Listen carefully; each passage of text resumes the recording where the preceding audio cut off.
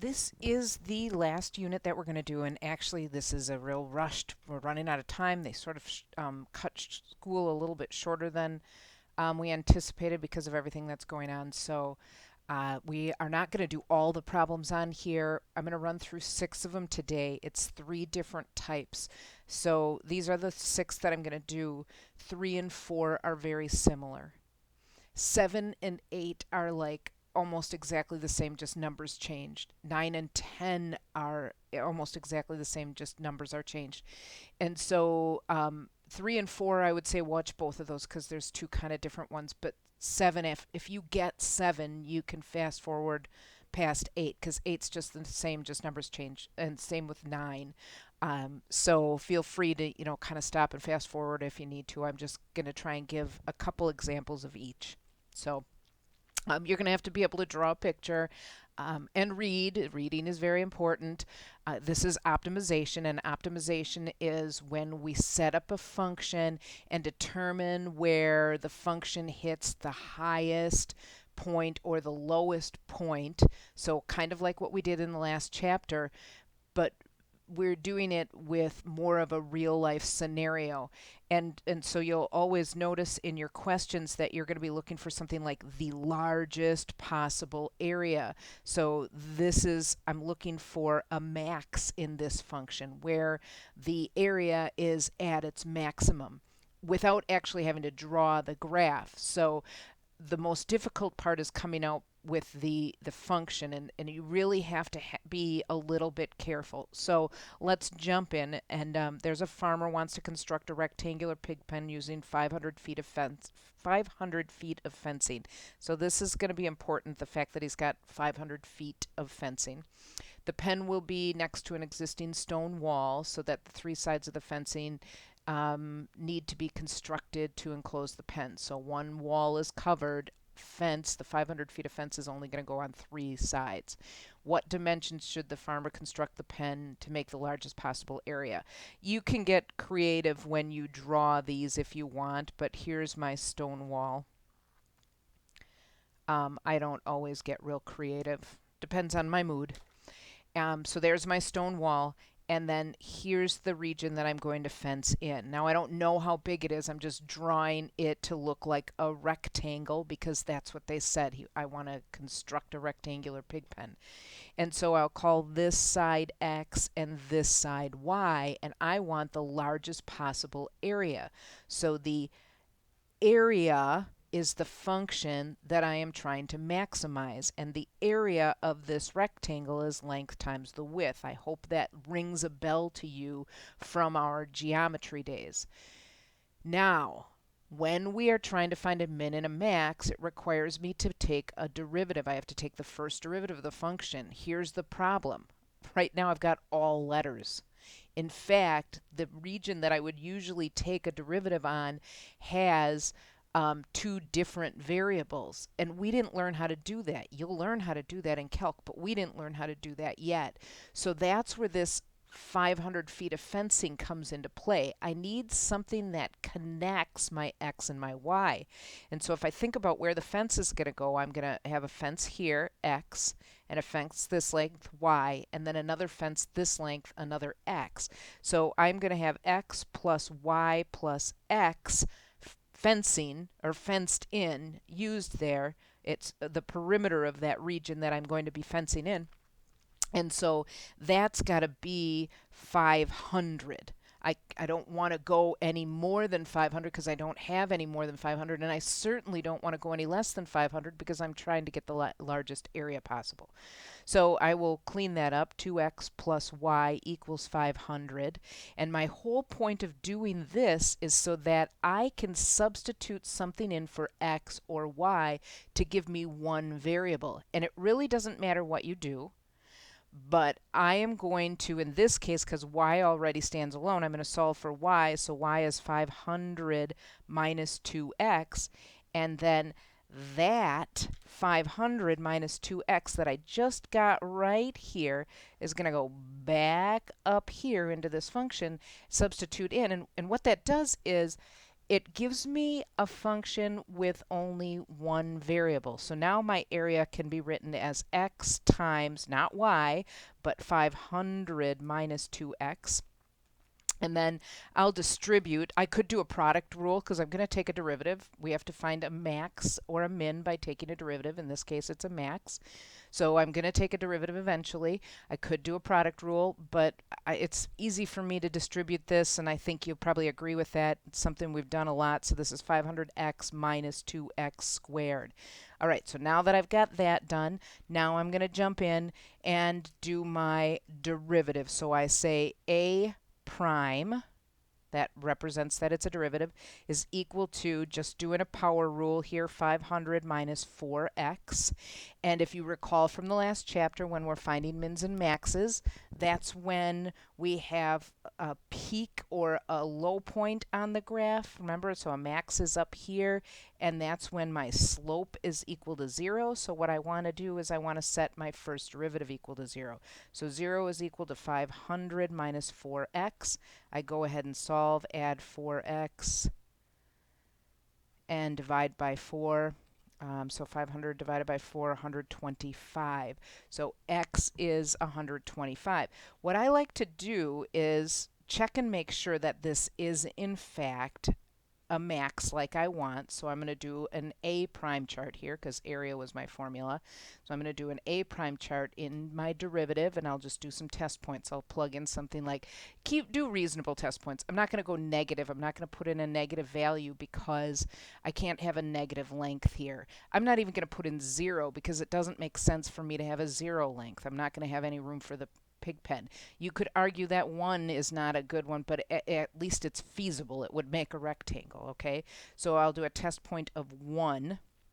And so that's 500 minus 4. 500 minus 4 comes out to be positive, so that means I'm increasing in that portion. And then I'll do something over here on the other side, and I pick something easy. I obviously can't go more than 500 because I can't have the length of x be more than 500 because I only have 500 feet of fencing.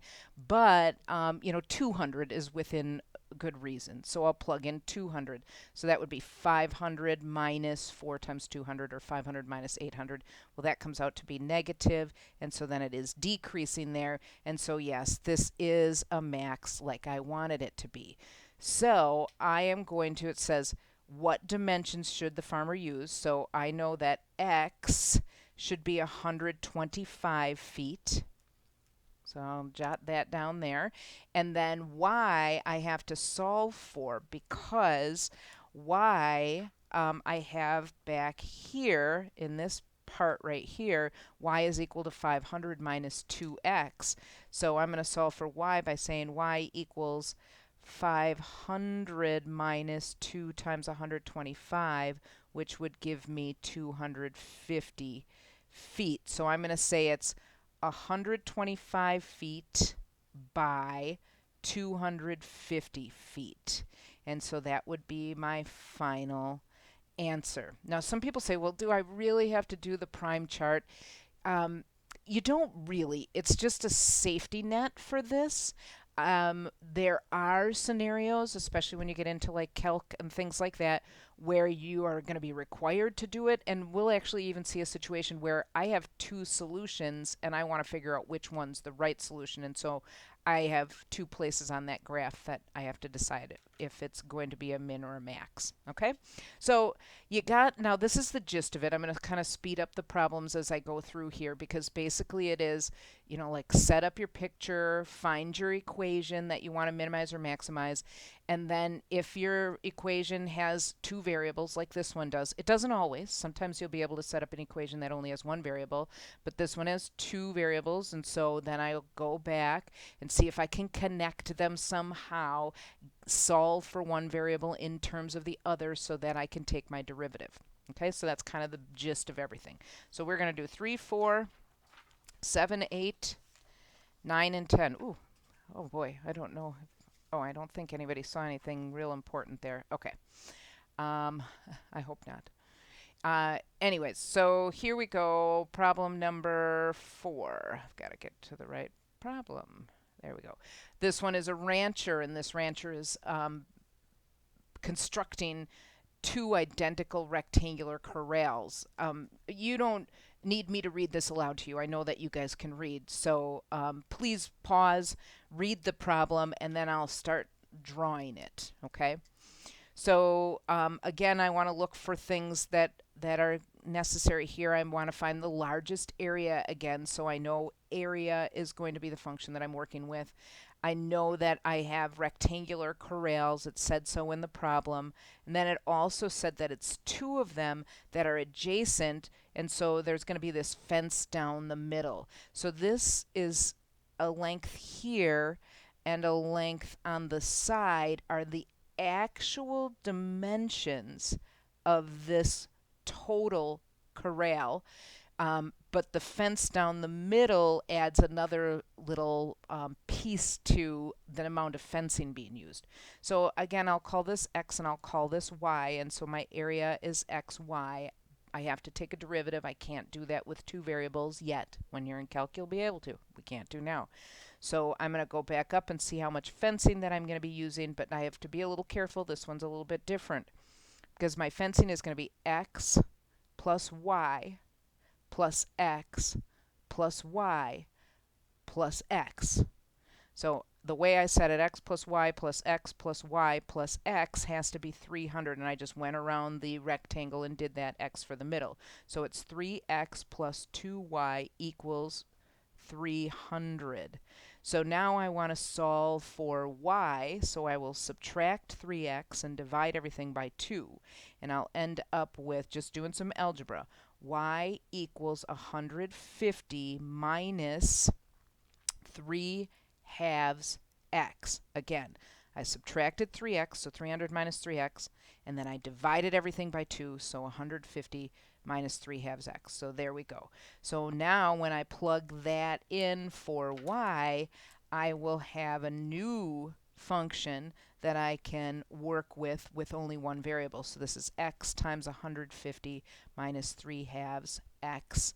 And so my area is 150x minus 3 halves x squared. And now I can go ahead and do my derivative. So when I do my derivative, a prime is equal to 150. Boy, am I getting emails right now. Of course, every time I put this on my head, I'll get a whole bunch of information. 150 minus 3x, I set it equal to 0. Remember, 2 times 3 halves, that would cancel out the 2. 150 minus 3x. Go ahead and solve. So I add 3x and then divide by 3. So x ends up being 50. Again, I don't need to really spend a whole lot of time on the algebra, I don't think. But you should end up with x being 50. Add 3x and then divide by 3. X is 50. And so I'm going to do a quick prime chart here. A prime, 50 is in there. I use it in the derivative portion, so I'll plug in 1. That comes out positive.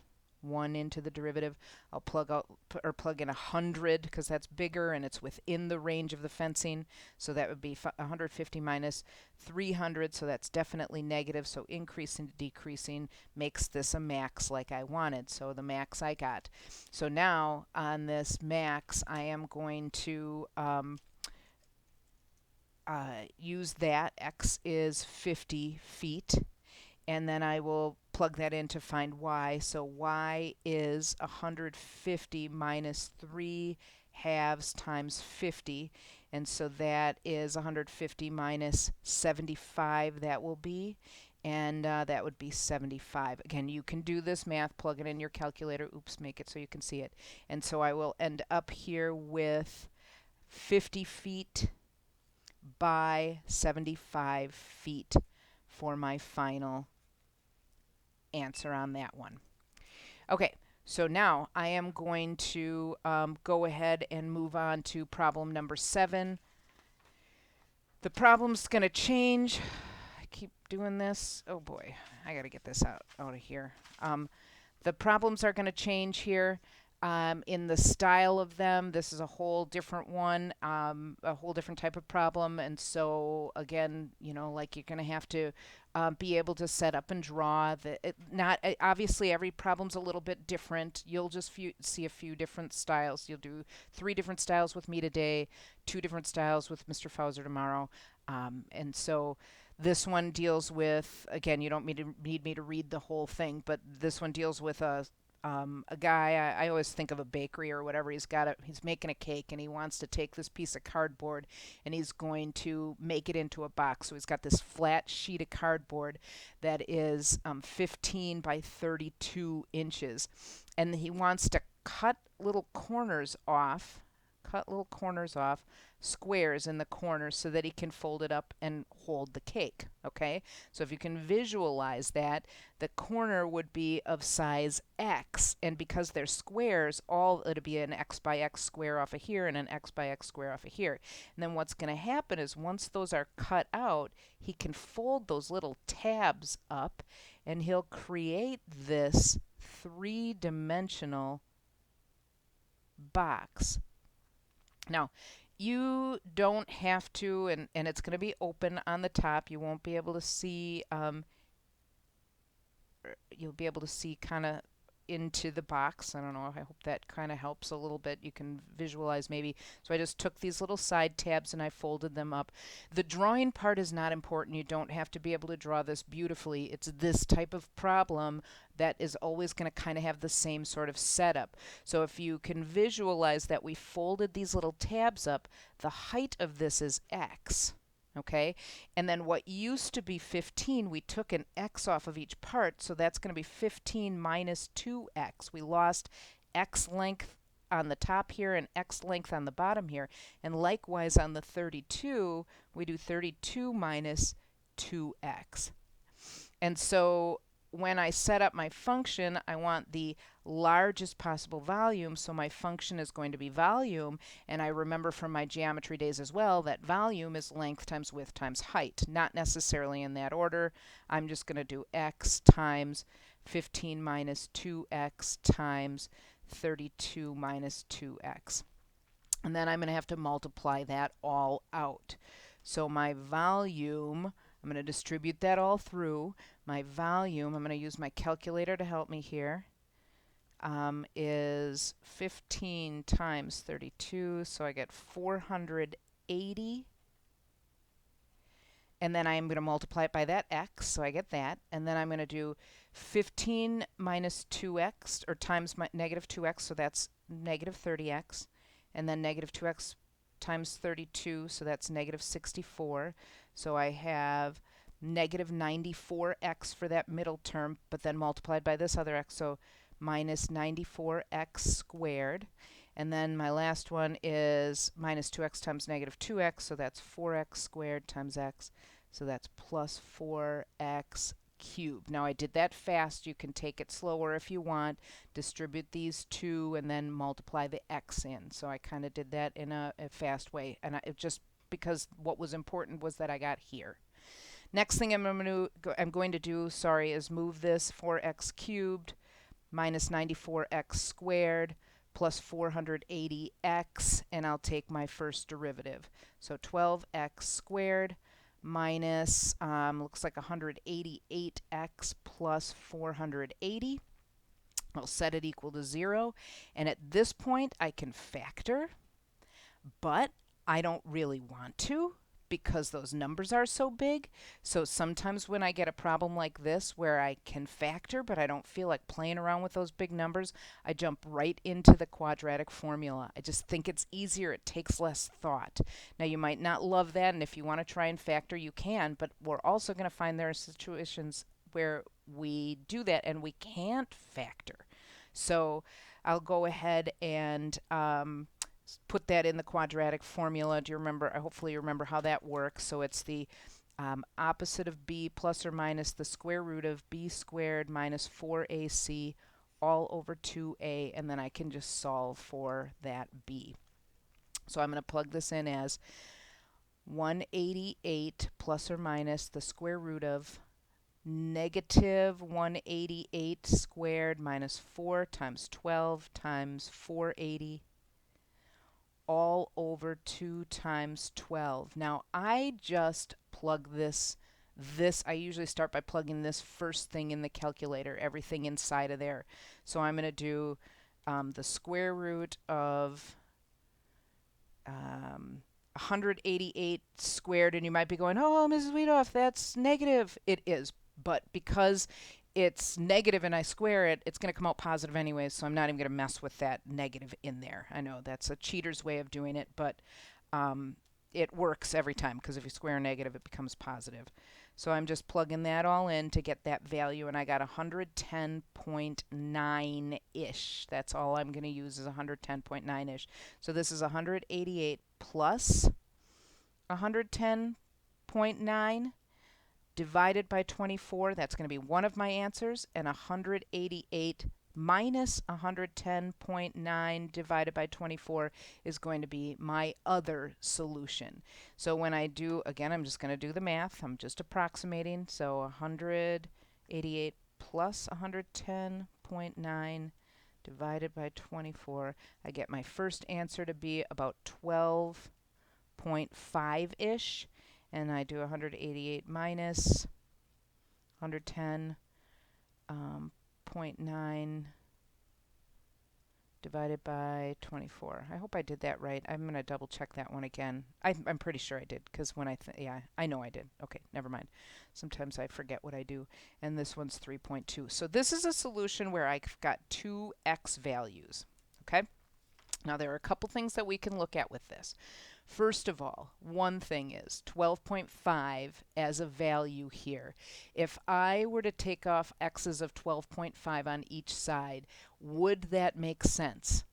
If I take off, that would mean I'd be taking off 25 inches off of a side that only has 15 inches. So this is not even a reasonable answer. Okay, so I kind of know that. 3.2 is the only reasonable answer.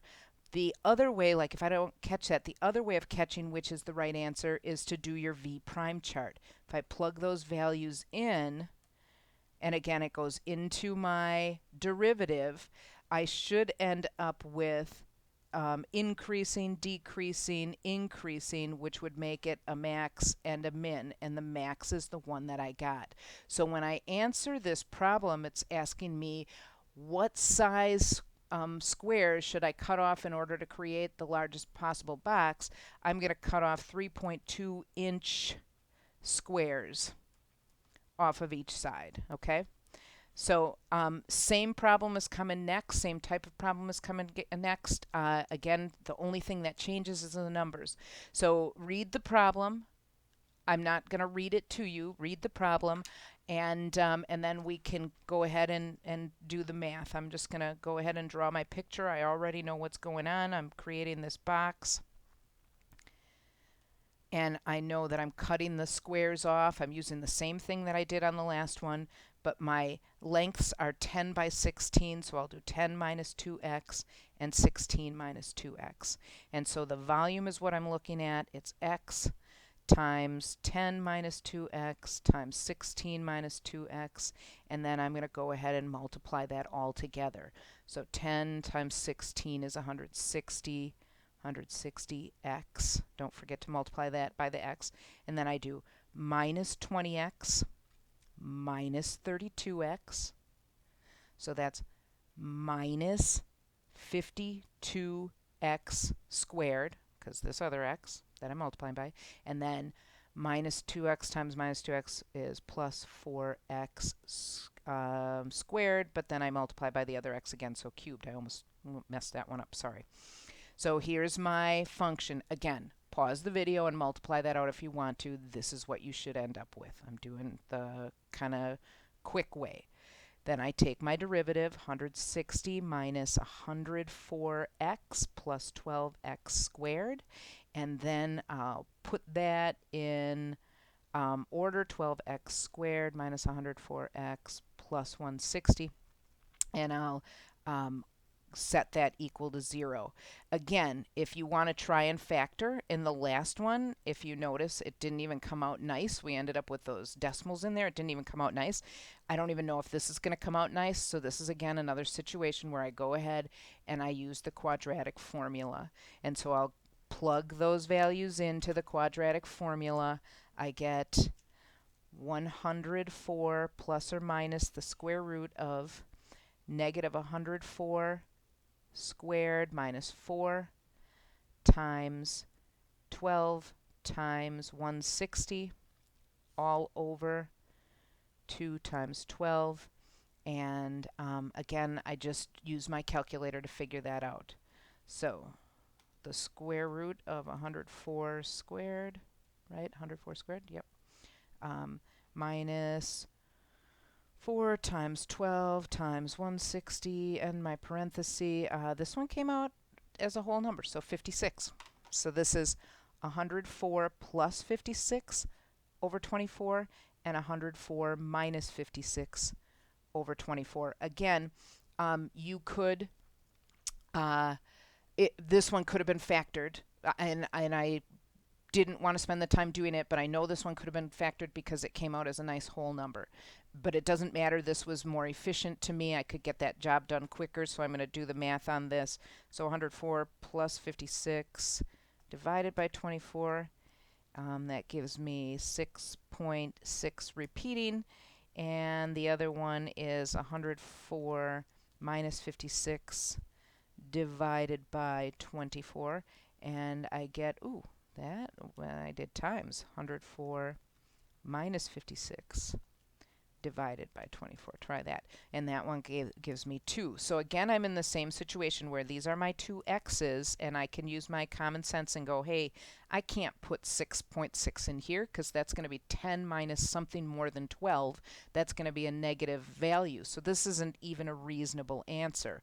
Or I can double check in an F prime chart and see which one works. And if you do your F prime chart by checking your pieces in your derivative, plugging in something like 1, you should get positive. And then something in between 2, maybe like 3, you'll get negative. And something more bigger than that, maybe like 9, then I will get another positive, which makes this a max. So it is 2-inch squares is what I'm going to cut off. Notice that they were very similar problems.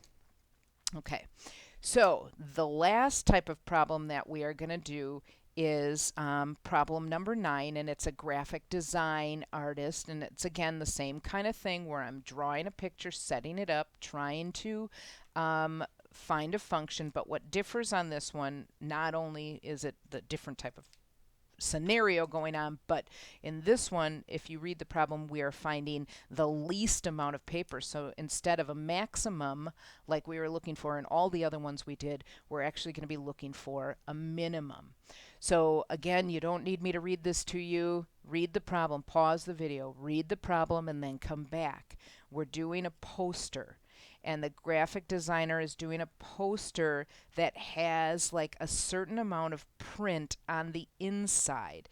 And so it's got this length of X and Y on the inside, and the inside area here has to be 50 inches squared. It says that the graphic designer is asked to create a movie poster with a 50-inch squared photo.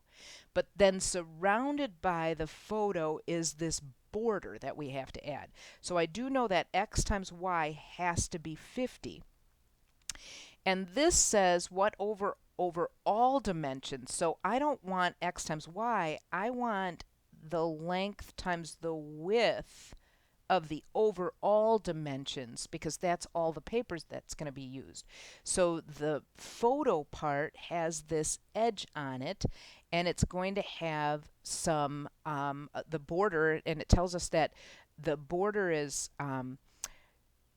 2 inches on the top and on the bottom, so 2 inches here and 2 inches down here on the bottom, and then it's 1 inch on each side, so it's 1 inch here and another inch here. So when I look at this full length across, I have 1 inch border, then a length of X, and then another inch border. So this is X plus 2. Again, 1 inch on the left, the total X of the thing, and then another inch on the right, so X plus 2. When I do the height of the poster, I've got Y in the center, and I've got a 2-inch border on the top, the Y picture in the center, and then a 2-inch border on the bottom. So 2 plus Y plus 2. So that is a Y plus 4 dimension. And so this is the thing that I want to minimize. I want the area to be x plus 2 times y plus 4, I want that area to be the smallest. Now I'm running into a problem like I did in the first two problems where I have two variables here. Well, that's where this comes into play, that we have this connector. I know that this inside is 50 inches squared, so x times y is 50. So now I can solve for y. That's 50 divided by x.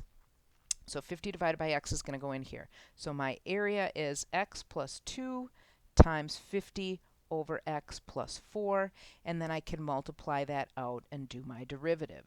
So x times 50 over x is just 50, and then we have plus 4x plus 100 over x plus 8. So my area is actually 4x plus 100 over x plus 8.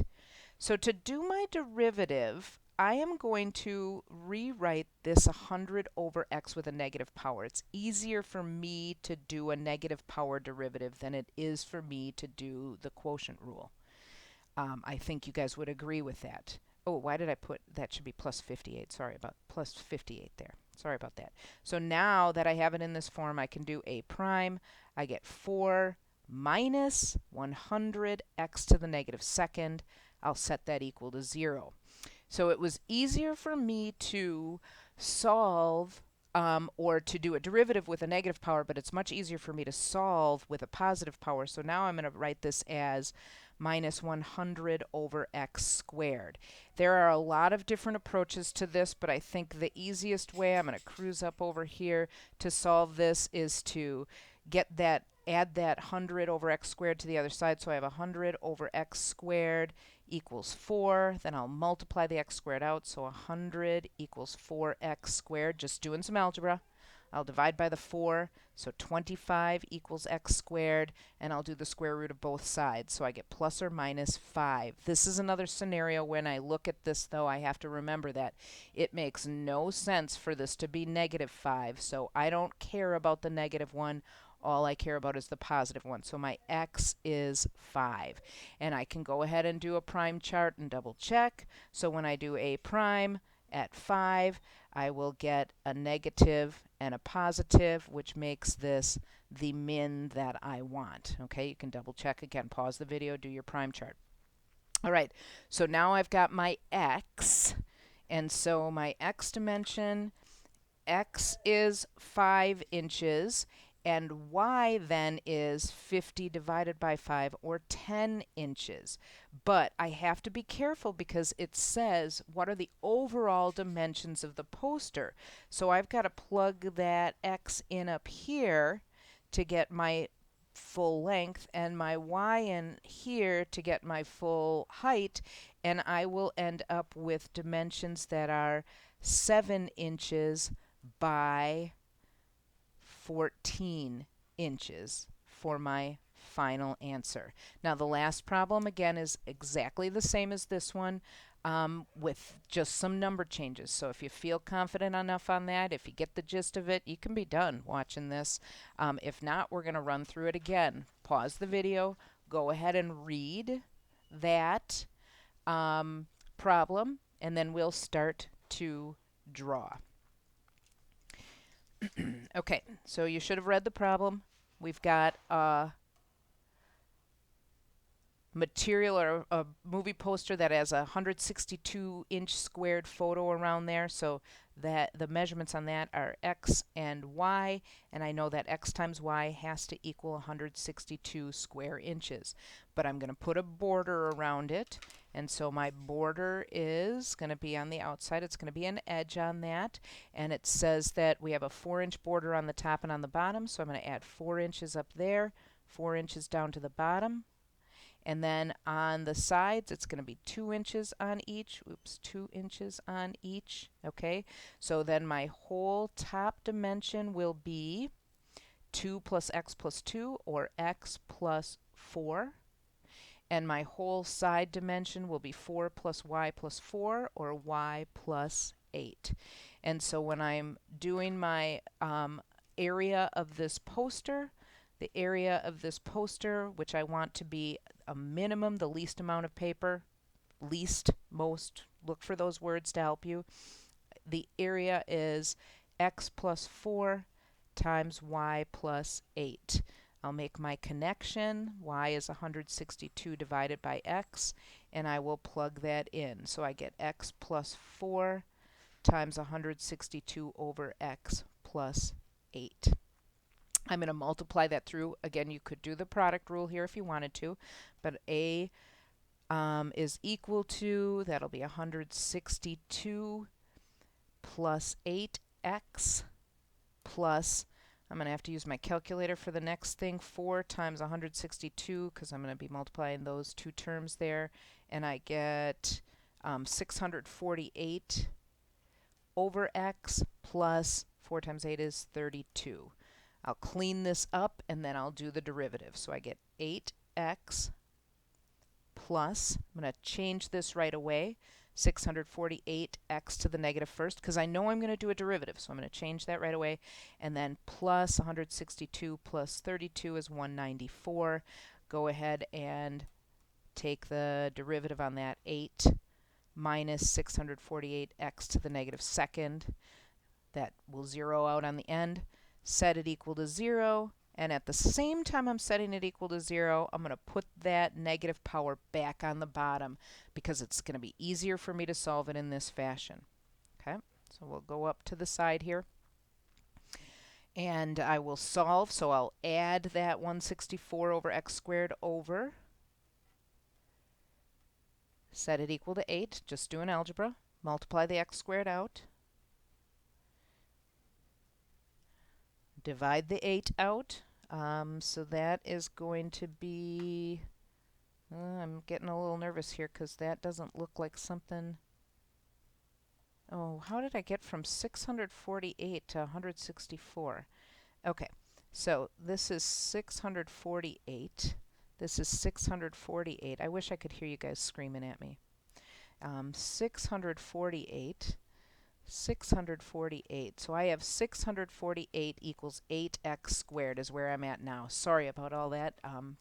It happens. If you find that things are coming out funny, just double check. What made it stand out to me is that it wasn't going to come out nice, and I kind of knew this one was going to come out nice. You won't always know that, but if something comes out funky, then just double check it. So I will get square root is 9. And again, when I do my prime chart, back in the derivative, the right derivative, this is 648 over x squared. In the right one, you should get a negative and a positive. Again, pause the video and try it, which makes that a min like we wanted. Okay, so now I can go, I know I've got a kind of a mess going on. There's a lot of work going on here, but I'm going to go ahead and solve for y. X is 9.